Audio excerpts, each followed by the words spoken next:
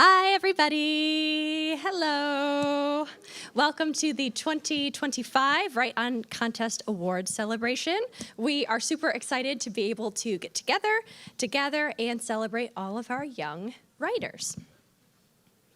The Write On Contest is a wide-ranging contest for students in 3rd through 5th grade. Here we have the breakdown of all of our participants and where they are from. As we can see, the vast majority were from Ann Arbor, but we also have participants from other areas of Michigan as well. Ypsilanti, Canton, Saline, Whitmore Lake, Lansing, and East Lansing. And we also had a few out-of-state submissions this year from Barrington, Rhode Island, Bakersfield, Vermont, and Frisco, Texas. We also want to recognize AFIA Contractors 3rd grade class from Michigan Islamic Academy. The entire class participated. So that was super fun to see, and shout out to MIA's 3rd grade class.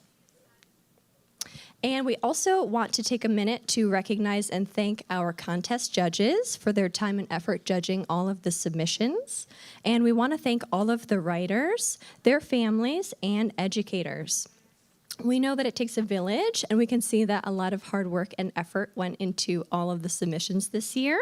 So thank you to everybody who came together to make the contest possible this year.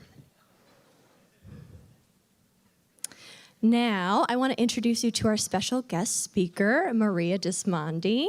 She is a former teacher and the author of 10 different books, many of which center on building character and empowering children through social-emotional learning.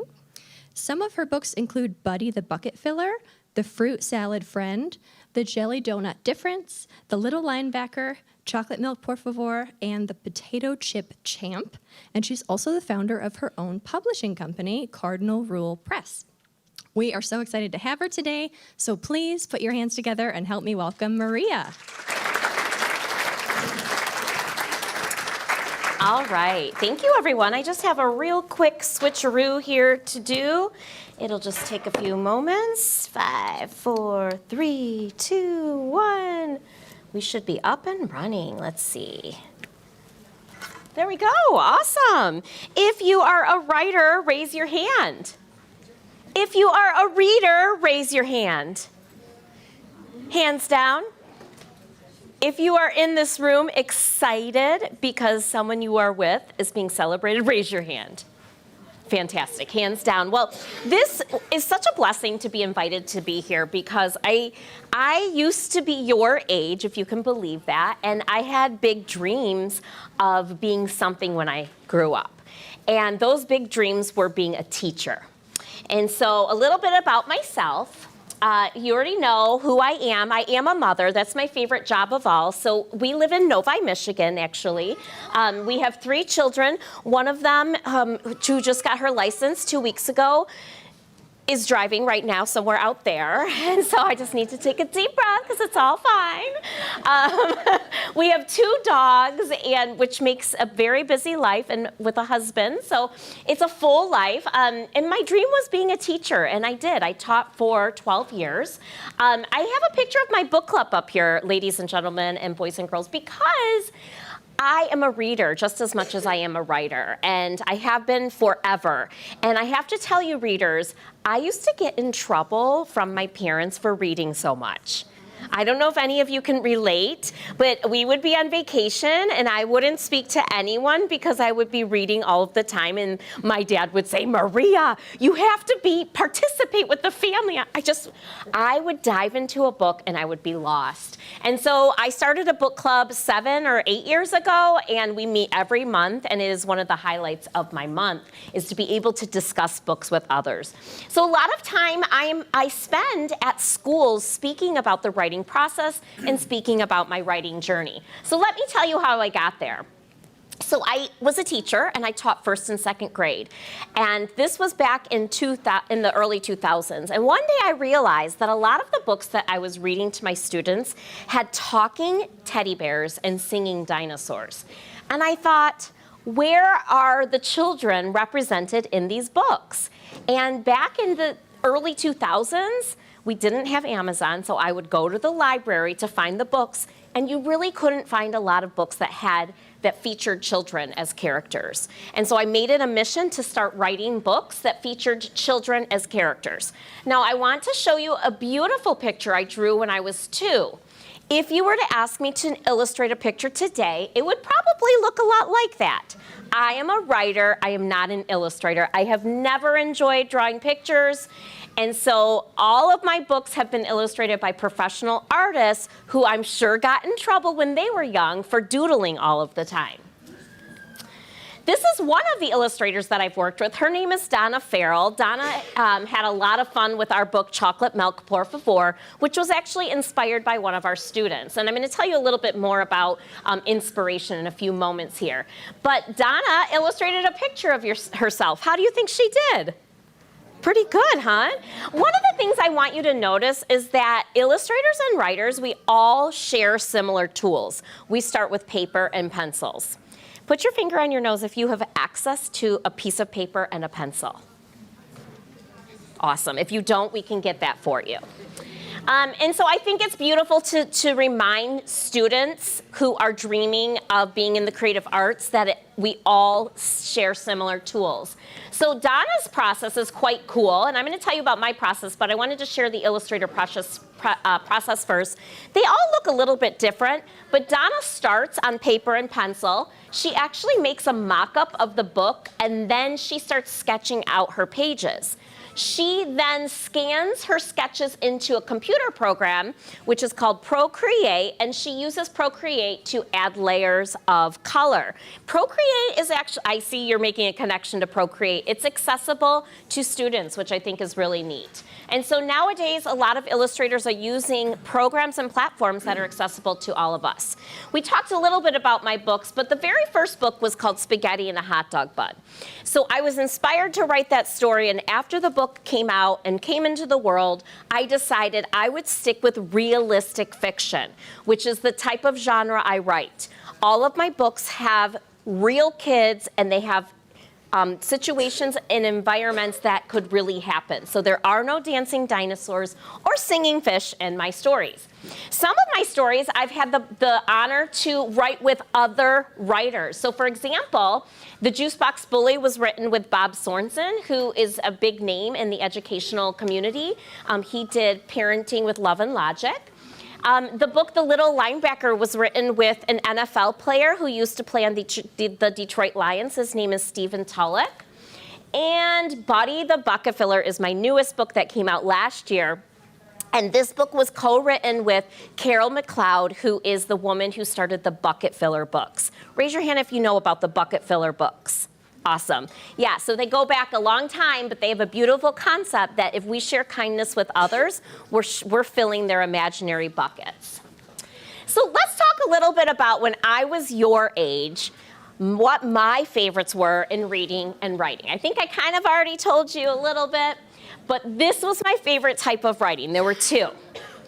Does anyone know what this is? Raise your hand if you know what this is. Yes, friend? Letter writing, yes. So why do you think we don't see a lot of letter writing anymore today? Yes. Because we have devices, we have phones. So I used to write notes to my friends and letters and postcards, and I would put them in the mail. And then you would go to the mailbox and you would be so excited to get something back. So this looks a little bit differently today. But I still enjoy letter writing, and if you want to write me a letter, my P.O. box is on my website. I write everyone back. I actually have a pen pal. She is an adult with special needs. Her name is Candy, and we've been pen pals for 3 years now, and she lives in a different state. My other favorite type of writing when I was your age was writing in a journal. Some people call them a diary. If you can see the little white one behind me, clap once. Anyone? Do you see the little white one? Clap once. Okay, we need you to be engaged, okay? All right, that was my first diary. I got it when I was in kindergarten, and I was first learning to write. I wrote in the diary every single day, and I wrote about the weather. Every day. Dear diary, today is sunny. And that's all it said. But that was when I was in 4th, 5th, 6th grade, there were some kids that were really mean to me, and I would come home from school, and some days I would feel really sad. And this is what made a difference. Is I would open up my journal and I would write about those feelings, and the weight off my shoulders of feeling sad and upset, it was gone. Because I was able to transfer it into writing, and the process made me feel better. I would also write about things that made me really happy too, and I continued to write in diaries today. I have 23 completed diaries that are in a bin in my attic so no one can read them, okay? But that's what really got me started in the world of writing, was writing letters and writing in my journal. So here is actually a piece from one of my journals. There are so many mistakes, writers. You can see I wrote in pen. This was from 1989. That was a really, really long time ago. I was going to Disney World. I have capital letters where they shouldn't be. I have punctuation where it shouldn't be. And this is to show you that as a writer, we learn and we grow. I wasn't the best writer when I was however old I was, maybe 8 in 1989. I wasn't the best writer, but I loved it. And so I wrote, and every day that I wrote, I became better and better and better. And that's because practice makes progress. Practice makes progress. And this is my bookshelf, and it's messy. And look at, where are my library friends? I go to the library all the time. Those are my library books in large print, okay? Don't judge me. I love to read. And so this is to show you that, being a writer, reading is an important component because you get a lot of inspiration. Oopsies. I think this one is a mistake. I'm sorry. So what I wanted to do before we wrap up and we continue on with the program is I wanted to share with you, where do I actually get my inspiration from? And maybe I'll get to hear from you afterwards where you got your inspiration to write stories as well. So this is a picture of myself and my dad. And back in the 80s, my dad wore something on his head called a toupee. And a toupee is kind of like a wig, but it's glued sort of to your head. Well, I'm going to tell you a story, okay? I had a broken leg, and my dad was kind of adventurous, and we're standing by something called a snowmobile. He took me for a ride on the snowmobile with my cast up to my leg. And we were not very safe back in the 80s. We did not have helmets that we wore. Well, let me tell you what happened to my dad's toupee. It flew off. And he was enraged. He was so upset. It was probably only 20 minutes, but it felt like the whole day, driving around looking for the toupee. And we found it, and he blow-dried it and dried it off and put it back on his head. So it's every single day we have these moments that we live, and that has always been my inspiration for writing, is versus creating, a story, like I said, with animals that are talking or fantasy or science fiction. I've always really been drawn to realistic fiction. So the Juice Box Bully, Spaghetti in a Hot Dog Bun, I should go back and tell you, Spaghetti in a Hot Dog Bun was inspired from my own experiences growing up. And that book has sold over 2 million copies today. So it's been the most popular book that I've written, which is kind of silly because it was the first book I wrote.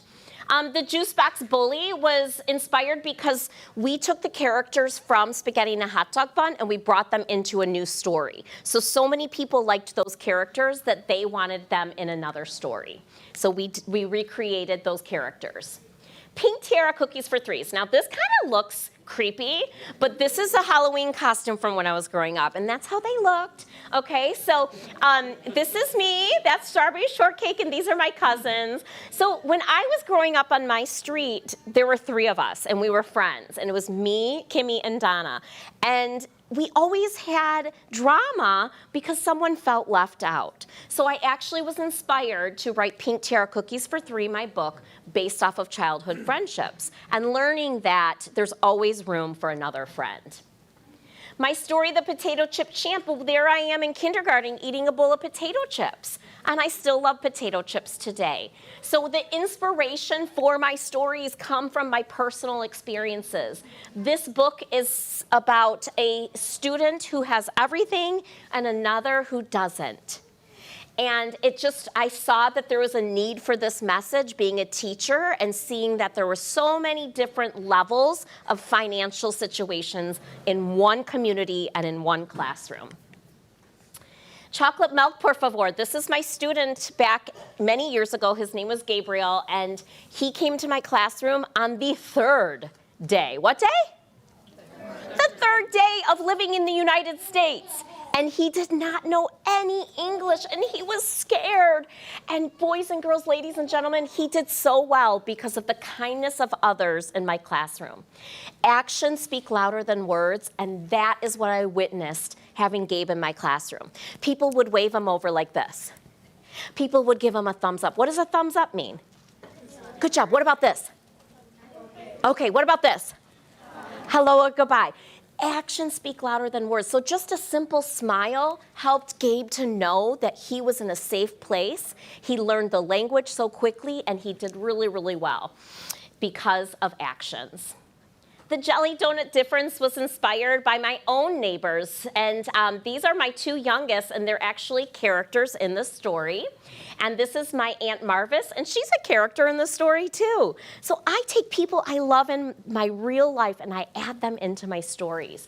So this is a book about the kindness of neighbors, and it's a book about how we can do little things to help each other out. It's a beautiful story. So this is a little bit of the inspiration. The Fruit Salad Friend is another book I wrote, and this one was inspired by my sweet niece with a desire to teach self-respect. So the book is about a little girl who respects herself, and she learns how to self-regulate. When her emotions get really heated, she learns how to calm herself down. One time she takes a deep breath. Can we all take a deep breath right now? I love that laughter, by the way. She also learned that counting would help her. She would count deep and quietly to 10. She also learned that sometimes we need to really speak our words in order to calm ourselves down. So this is a beautiful story, The Fruit Salad Friend. The last thing I wanted to share with you, so inspiration, what I was like as a writer and a reader as a kid, is something special. Now, not every day does an author come and meet you in person. And I have to tell you, I would love to meet some of the authors of the books that I've written just to ask them questions about the books they wrote. Well, something a lot of us children's picture book writers and illustrators do is we put special winks in our books. It's called an author or illustrator wink. Can you try to wink your eye for me? That's a wink. And what it is it's kind of like a little secret that we put in the book, and we know it's there, but not everyone does. So for example, in Spaghetti and a Hot Dog Bun, on most of the pages, you can find a red cardinal. Why? Because I've always loved red cardinals, and when I see them, they remind me of my Busia and Jaja, which are my Polish grandparents. Give me a thumbs up if you see a cardinal behind me on the screen.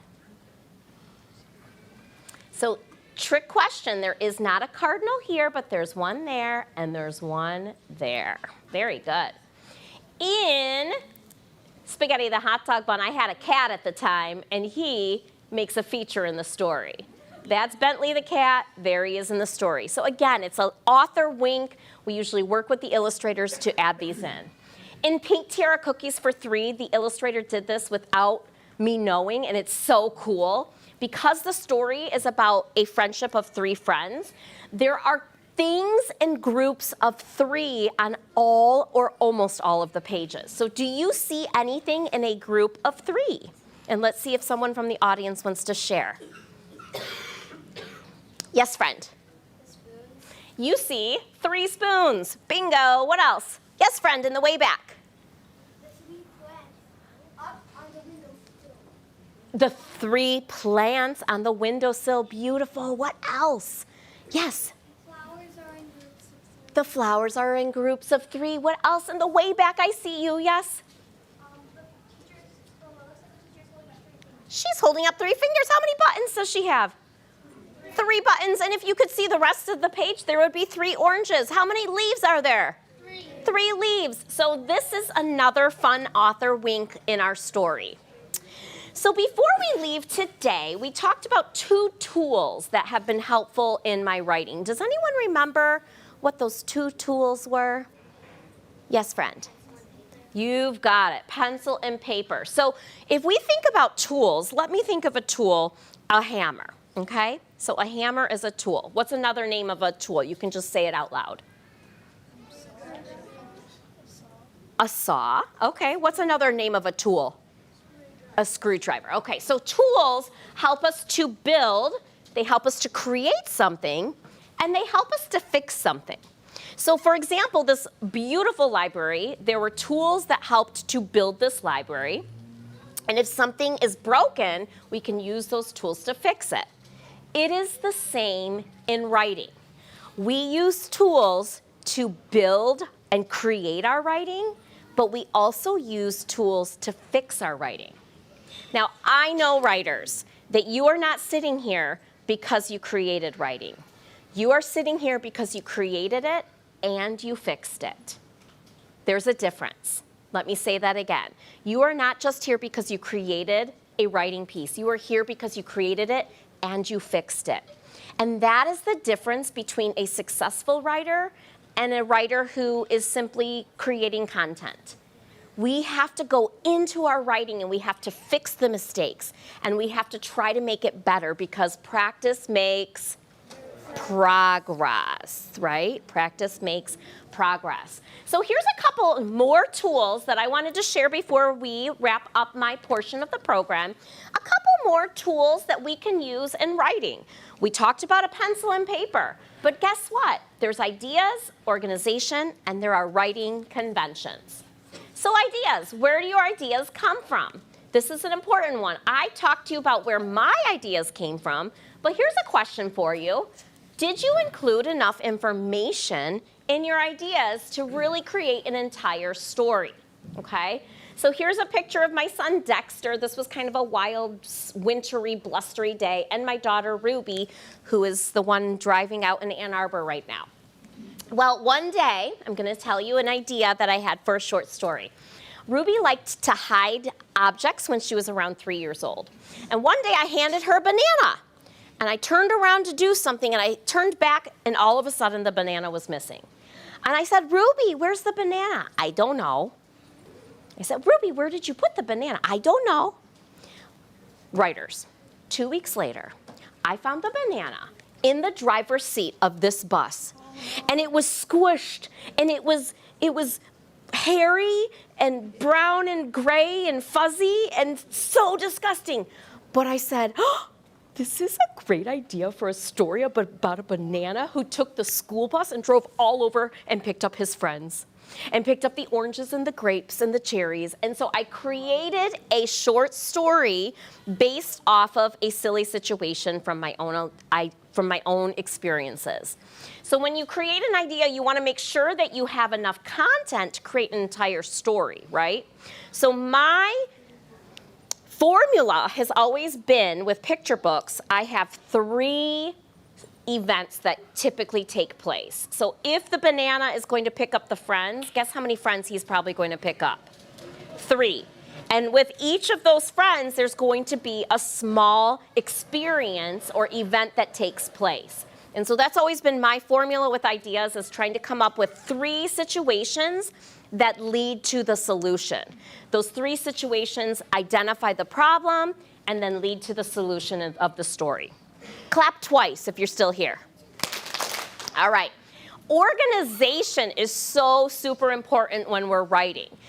I want everyone to imagine right now that you go to a movie theater and you sit down and it gets dark and you're so excited. You hear the music. Maybe it's a new Disney or Pixar movie, and you're getting excited because you smell the popcorn. The lights are coming up on the screen. The movie begins. You hear some music. One of your favorite characters appears on the screen, and then all of a sudden it says, "The end," and the lights turn on. Would you be disappointed? Absolutely, because there wasn't a beginning, middle, and end of your story. It was part of a beginning, and then it was over. And that's the same. You have to think about your audience, who you're writing for. You want to make sure that you organize your writing in a way that gives enough details from beginning, middle, and end so that your audience gets a complete picture and a complete overall theme and message from beginning to end, okay? So in Spaghetti and a Hot Dog Bun, having the courage to be who you are, in the beginning of the story, we find out that Lucy is unique. She likes to eat ketchup on her toast. It's different. It's different. And she tells Papageno that people are starting to tease her for being different. Well, in the middle of the story, Lucy is teased over and over and over. And if you can imagine it, there are 3 different situations that happen, okay? So Ralph trips over her and calls her a poodle. Ralph puts a crayon in her hair. And at the lunchroom, he teases her for eating spaghetti in a hot dog bun. Fun fact, my mom really did make me spaghetti in a hot dog bun, and it's delicious. At the end of the story, Lucy has a problem. She can either walk away from Ralph, who is mean to her, or she can help him, because guess what? He got stuck at the top of the monkey bars, and he was yelling, help, and everyone else ran away. They said, he's so mean, we're not going to help him. But in Lucy's heart, she knew the right thing to do, and she helped him down. So the story goes through a problem, it goes through different events, and then it comes to a solution. So how did she solve the problem of her bully? Is she was herself. She had the courage to be herself. And in a situation where 2 wrongs could make a right, which they don't, she decided to do the right thing and share kindness. And so, organization is important in a story. Clap 3 times. The last tool I'd like to share with you today is conventions and the importance of writing conventions. So writing conventions is when you write a story and you go back and you make sure that your grammar is correct. You make sure that you have your punctuation. Does it sound right? Are there certain words that you can spell correctly? Can you fix your mistakes? This is, like I said, what determines you between a published, aspiring writer and someone who just writes for fun. So this is a sample of some writing and how an editor can go in right into a Google document or a Word document and can make suggestions. But as a writer, you might do that with a highlighter. You might do that with a red pen. So it looks different for all of us, but I want you to know writers spend a lot of time changing their work, making it better, and fixing mistakes. Ladies and gentlemen, what do tools do for us? They help us to build and they help us to fix. As a writer, I want you to walk out of here today and remember, I have a lot of tools I can use to build my writing, but what makes me different is that I go in and I make it better by fixing my writing and creating this awesome piece for an audience to read. So congratulations for being here today, everyone. Thank you for having me, being able to share about my writing. It has been such a beautiful journey going from being a teacher and then being an author. I think you heard mentioned, I became a publisher because I wanted to share the joy of writing with others. And I just had a midlife crisis. I started a nonprofit. Instead of getting a new car, I started a nonprofit for book access. And so my new journey is really trying to get books into the hands of children who don't have them, because writing and reading can take us so many places. Thank you, everyone.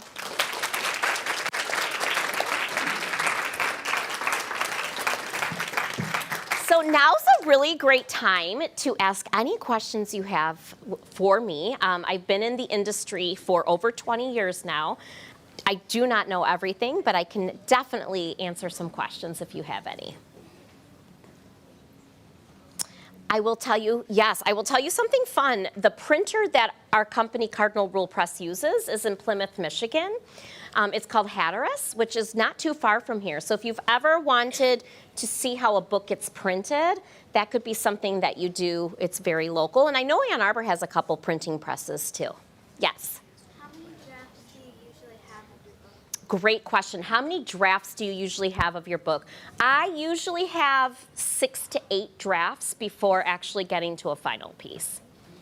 I think it's really interesting because people have said to me before, well, you just write children's books. They're so short.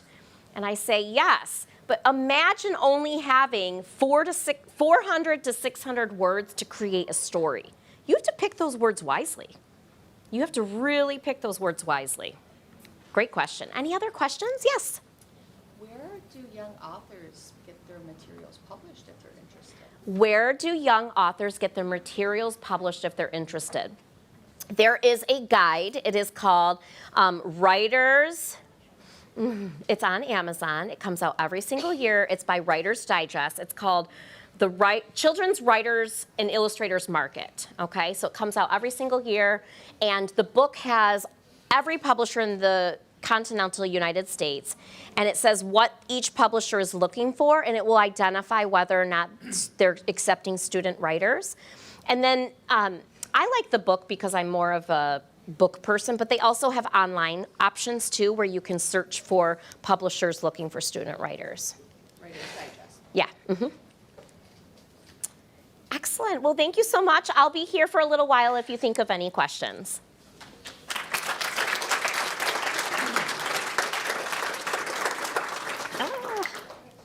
Okay, there you go. You're back in action. Yep.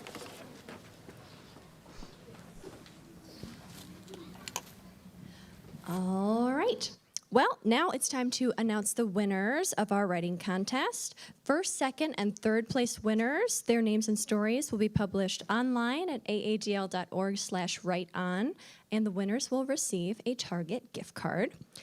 If you hear your name today, please come up. Elizabeth will hand you your prize right over here. After our celebration ends, if you would like to take a picture in front of your name up on the projector, we can do that. And if you are a winner watching us on the live stream, I'll contact you on Monday to arrange for your prize pickup. So, first we have our third grade winners. In third place, we have The Sky Flame by Farzin Fatehi.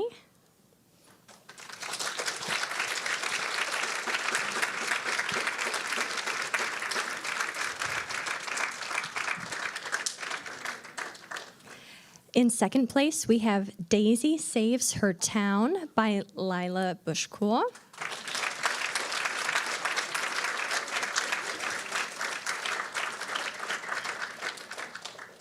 And in first place, we have The Girl with the Storm Cloud Eyes by Addie Capicilatro.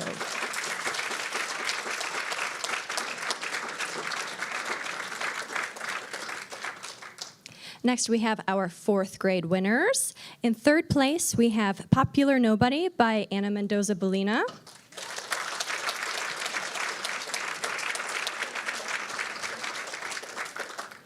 In second place, we have Fake Out by Sierra Varnhagen.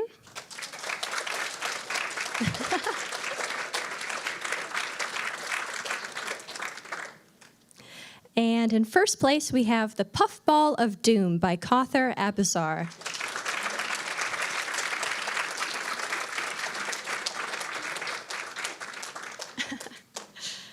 And finally, we have our fifth grade winners. In third place, we have Little Chick by Claire Manthai.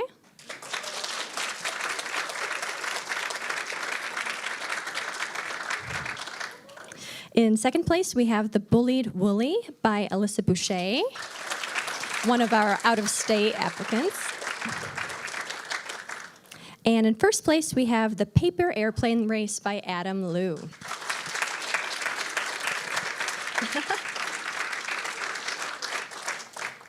Congratulations to all of our winners. And now it's time to celebrate all of our writers. Thank you so much for participating in and supporting the Write On Kids Short Story Contest. We encourage you all to keep writing.